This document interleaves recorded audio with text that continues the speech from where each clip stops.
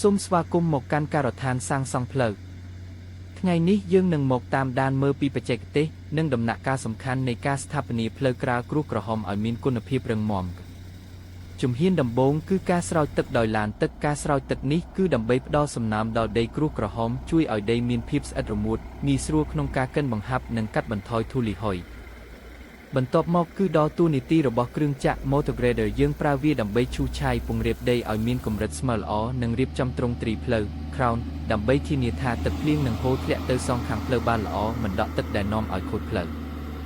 នៅពេលដែលដីត្រូវបានពង្រាបស្មើហើយគ្រឿងចក្រ Compacting Roller ឬលោកកិនដីនឹងធ្វើការកិនបង្ហាប់ឲ្យណែនរឹងមាំបំផុតការកិនបង្ហាប់បានល្អនឹងធ្វើឲ្យផ្លូវអាចទ្រទ្រង់ទម្ងន់ឡានធំបាននិងមិនងាយស្រុកហើយនេះគឺជាលទ្ធផលចុងក្រោយផ្លូវក្រាលគ្រួសក្រហមដែលបានស្ថាបនារួចរាល់មានសោភ័ណភាពស្អាតស្មើល្អនិងរឹងមាំសម្រួលដល់ការធ្វើដំណើររបស់បងប្អូនប្រជាពលរដ្ឋយើង